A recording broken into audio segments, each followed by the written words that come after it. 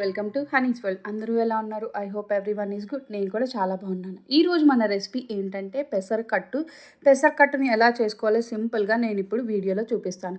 ఇది కేవలం ఒక 10-15 మినిట్స్ మాత్రమే పడుతుందండి. ముందుగా ఒక ప్రెషర్ కుక్కర్ తీసుకుని ఒక గ్లాస్ పెసరపప్పుని అయితే మంచిగా సోక్ చేసుకొని వాష్ చేసుకోవాలండి. సోక్ చేసుకున్న తర్వాత మనకి పెసరపప్పు అయితే ఇలా ఉంటుంది. దీంట్లో కొంచెం పసుపు, అలాగే స్పైసీనెస్కి తగ్గట్టుగా మిర్చి. ఇక్కడ నేనైతే 3-4 మిర్చీస్ మాత్రమే యాడ్ చేసినాను. అవి చాలా ఘాటుగా ఉన్నాయి అందుకే. సో మంచిగా వాటర్ కూడా యాడ్ చేసుకొని దీన్ని ప్రెషర్ కుక్ చేసేసుకోవాలి.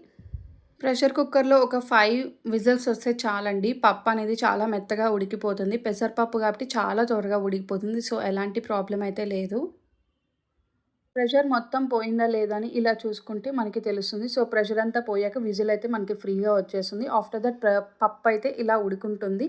సో పప్పు బాగా ఉడికితేనే మనకి టేస్టీగా ఉంటుంది ఈ పెసరకట్టు అనేది. పెసరపప్పు మనకి ఇలా మంచిగా ఉడికిన తర్వాత మంచిగా చల్లార్చుకొని కాసేపు పక్కన పెట్టేసుకొని నెక్స్ట్ ఒక కడాయి తీసుకొని నెయ్యి యాడ్ చేస్తున్నానండి. మీరు గీ ఆర్ ఆయిల్ ఏదైనా తీసుకోవచ్చు. బట్ నేనేంటంటే కొంచెం 2 మిక్స్ చేస్తున్నాను. సో దట్ టేస్ట్ అనేది చాలా బాగుంటుంది. మనకి పెసరకట్టులో టేస్ట్ అంతా ఈ పోపులోనే ఉంటుంది. సో మంచిగా ఆయిల్, గీ యాడ్ చేసి కొంచెం హీట్ ఎక్కాక కొంచెం ఆవాలు వేస్తున్నాను. ఆవాలు బాగా చిటపట్టమన్నాక కొంచెం కరివేపాకు, అలాగే వెల్లుల్లి రెబ్బలు, అలాగే ఆనియన్స్ కూడా యాడ్ చేసుకొని బాగా ఫ్రై చేసుకోవాలి. బాగా ఫ్రై అవ్వాలండి. ఈ పోపు అనేది మనకి పప్పుని నెక్స్ట్ లెవెల్కి తీసుకెళ్తుంది. నెక్స్ట్ మనం ఒక పెసరపప్పుని బాయిల్ చేసుకున్నాం కదా, దాన్ని ఇలా మెత్తగా మ్యాష్ చేసుకొని ఈ పోపులో యాడ్ చేసుకోవాలి.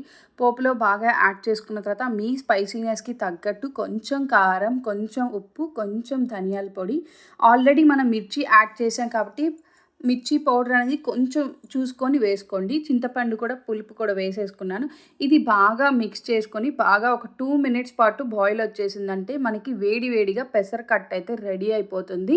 లాస్ట్లో కొంచెం కొత్తిమీర వేసుకొని కొంచెం ఇంగు వేసుకుంటే మన పెసరకట్టు అనేది రెడీ అయిపోతుంది. కేవలం 10 మినిట్స్ మాత్రమే. ఈ వీడియో మీకు నచ్చితే తప్పకుండా లైక్ చేయండి, షేర్ చేయండి, సబ్స్క్రైబ్ చేసుకోండి. Thanks for watching.